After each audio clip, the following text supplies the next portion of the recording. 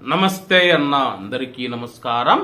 కువైట్లో ఇటీవల మనం చూసుకుంటే ఇద్దరు ఫిలిపిన్ మహిళా కార్మికులు ఎవరైతే ఉన్నారో ఇళ్లలో పనిచేసేవారో సాద్ అబ్దుల్లా ప్రాంతంలో పనిచేస్తూ ఉన్న ఫిలిపిన్ మహిళను కువైట్ యజమాని చంపి తన యొక్క ఇంటి పెరట్లోనే పాతిపెట్టిన విషయం అందరికీ తెలిసిందే.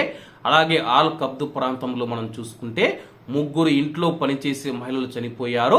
అందులో శ్రీలంక మహిళ, నేపాల్ మహిళ, ఫిలిపిన్ మహిళ ఉంది. అలాగే నేపాల్ మహిళ యొక్క మృతదేహం ఫిలిపిన్ కు వెళ్ళింది. అక్కడికి వెళ్లిన తర్వాత ఈ యొక్క మృతదేహం మాది కాదని చెప్పేసి ఫిలిపిన్ యొక్క కుటుంబ సభ్యులైతే తెలపడం జరిగింది. దీంతో ఆమె యొక్క శరీరం పైన గాయాలు ఉన్నాయని చెప్పేసి దీంతో ఆమె యొక్క మరణం పైన అనుమానాలు వ్యక్తం చేయడం జరిగింది.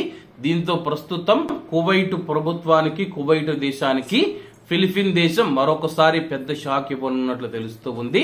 ఫిలిపిన్ మీడియా తెలిపిన వివరాల ప్రకారం ఫిలిపిన్ లో ఉన్న అధికారులు ఎవరైతే ఉన్నారో కువైట్ దేశానికి మరొకసారి ఫిలిపిన్ గృహ కార్మికులను పంపించకుండా ఉండేందుకు నిషేధం విధించాలని చెప్పి సమీక్షలు నిర్వహిస్తూ ఉన్నారు.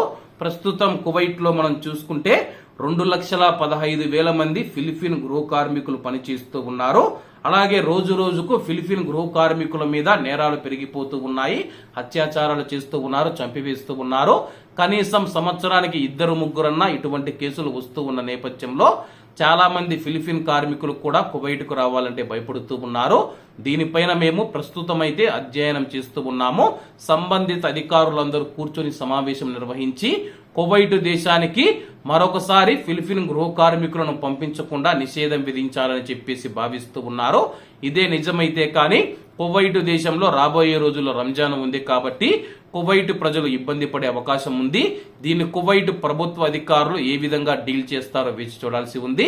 ఎందుకంటే రోజు రోజుకు కువైట్ లోని ఇళ్లలో పనిచేసే గృహ కార్మికులు ఎవరైతే ఉన్నారో, ముఖ్యంగా మహిళలు కానీ ఇళ్లలో పనిచేస్తూ ఉన్న డ్రైవర్లను చంపివేస్తూ ఉన్నారు. చంపివేసిన తర్వాత తూతూ మంత్రంగా అరెస్ట్ చేసి ఆ తర్వాత అతనికి మెంటల్ ఉందని చెప్పేసి, అతనికి పిచ్చి ఉందని చెప్పి ఒక సర్టిఫికెట్ సమర్పించేసి బయటికి వస్తూ ఉన్నారు. ఈ నేపథ్యంలో ఫిలిపిన్ ప్రభుత్వం కఠినమైన నిర్ణయాలకు సిద్ధమవుతూ ఉంది. రాబోయే రోజుల్లో దీనిపైన స్పష్టత వచ్చే అవకాశం ఉంది. కాబట్టి అందరూ బాగుండాలి, అందులో మనం ఉండాలి. అందరికీ నమస్తే అన్న, జై హింద్.